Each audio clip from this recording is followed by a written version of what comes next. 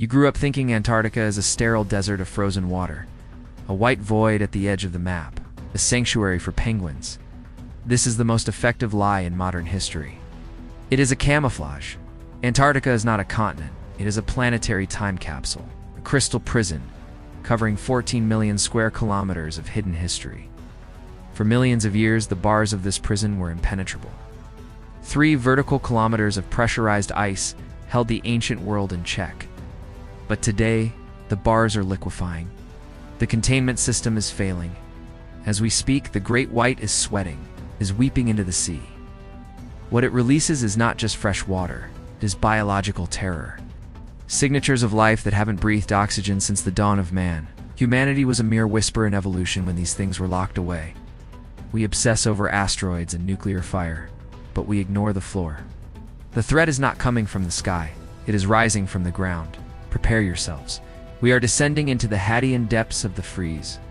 From ghost mountains to zombie pathogens, waking from a 50-millennium sleep. We will document why some doors were meant to stay bolted forever. Welcome to the Archive of the Thaw.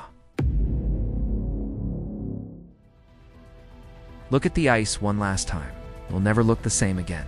The ghost peaks of Gamburtsev. To understand the horror below, you must understand the geography of the abyss. In 1958, Soviet explorers detected something that defied every law of geology. Beneath the flat, featureless ice sat the Gamburtsev Mountains, a jagged range the size of the European Alps, peaks reaching 3 kilometers. But these peaks are buried under a weight that bends the Earth's crust. Imagine deep valleys and obsidian caves isolated for 34 million years. The air trapped in those pockets is from the Eocene greenhouse era. It is thick, humid, and heavy with the smell of prehistoric rot. In these pressurized gas chambers, the clock of evolution never stopped. It simply spiraled into a different, darker direction. A subterranean nightmare. Military radars have detected thermal anomalies that shouldn't exist in the cold. Massive geometric cavities heated by the planet's core. Internal suns. Subglacial rivers where the pressure turns oxygen into a lethal poison. It is toxic to us, but it is the perfect fuel for them. We are not investigating mere fossils. We're mapping active biomes, entire food chains breathing in the crushing weight of total darkness. They are protected by a shield that we are currently dismantling. The shield is thinning, and the shadows inside are starting to move. Chapter 2. Vostok. The Alien Gulf, Lake Vostok, is the crown jewel of 400 subglacial oceans. It is a liquid abyss sealed under 4,000 meters of ice.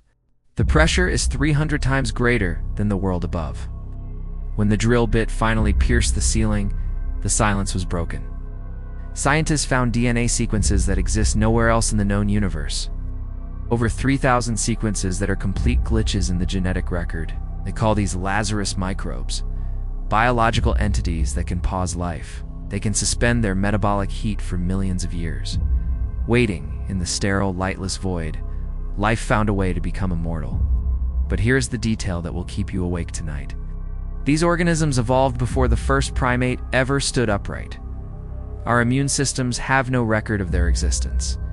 No defense. To these ancient cells, our bodies are not hosts. They are fuel. We are a blank canvas for a hunger that is millions of years old. As the ice shelf cracks, these lakes are leaking into the Southern Ocean.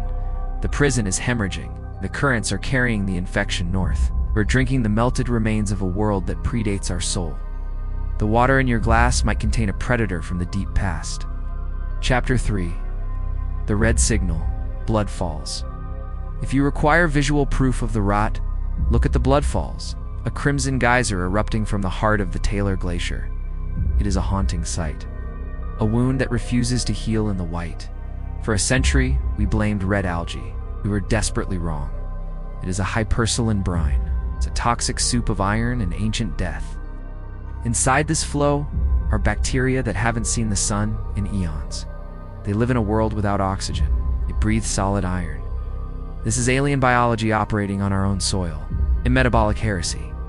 The blood falls are literal hemorrhage in the side of Antarctica. It is the signal that the internal pressure of the continent is rising. The Earth is vomiting its oldest secrets. A warning is written in red. The iron is oxidizing. But the symbolism is much more terrifying. The ancient world is rising to the surface to reclaim its territory. Listen to the sound of the falling brine. It is the sound of an end. Chapter 4. The Viral Archive. The God Killers. They have names that sound like ancient deities. Pithavirus. Pandora virus. These are the giant viruses. Pathogens larger than some bacteria. Antarctica is a library of these biomonsters. It's infinite and patient. In 2014, a virus was pulled from the permafrost. It was 30 millennia old. The moment the ice melted, the virus opened its eyes. It woke up. It didn't need time to adapt. It began hunting immediately, dismantled the cells of its prey with surgical prehistoric precision.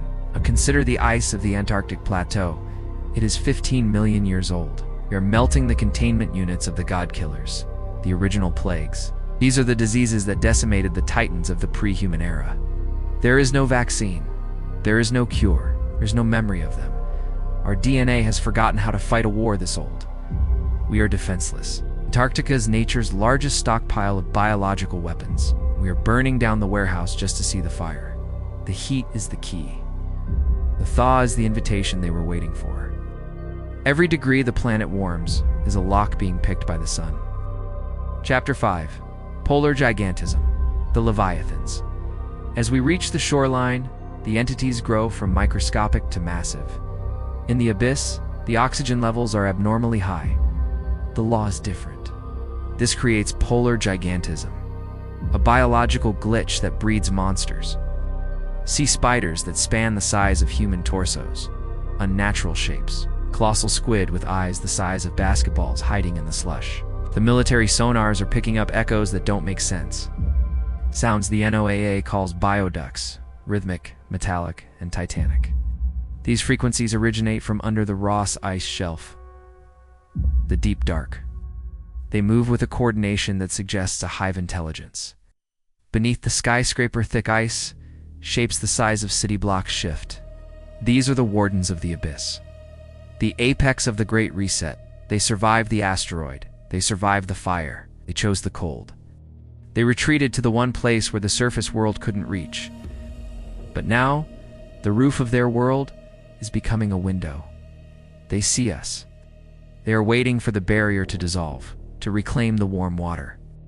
The bloop was not a fluke. It was a call to wake up. Chapter 6. The Mariana Connection. The Hadal Web. There is a secret current, conveyor belt of salt and cold. It connects the Antarctic depths directly to the Mariana Trench. We think of the oceans as separate basins. They are a single machine.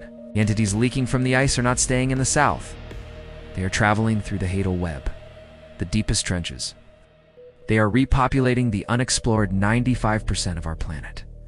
When we send our cameras into the trench, we see glitches, shapes that shouldn't have skeletons, movements that defy physics. Nature does not throw away a perfect design. It archives it. Antarctica was the vault.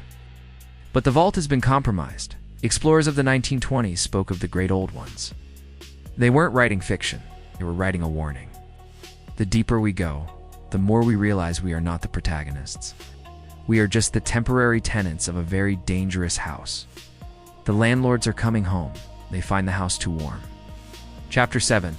The Final Void. A universe of ice. Humanity believes it is the master of Earth because we paved the dirt. But the dirt is a fraction of the reality. The ice is the truth. Antarctica reminds us that we are newborns in a world of ancients. The unexplored miles of frozen water are not empty space. They are waiting rooms. They are the corridors of a sleeping god. When we burn the oil and melt the poles, we aren't just changing weather. We are ringing the dinner bell for the entities of the deep past. Next time you see a satellite map of the white continent, look closer. Do not see a landscape of beauty. See a door that is ajar, a door that was slammed shut millions of years ago for your protection. Nature never truly deletes its nightmares. It just stores them. The freezer door is wide open, and the timer has reached 0. The archive is not just escaping, it is looking for a new home. And your world is the only one left. Stay away from the edge, because the great white is no longer silent. It is screaming.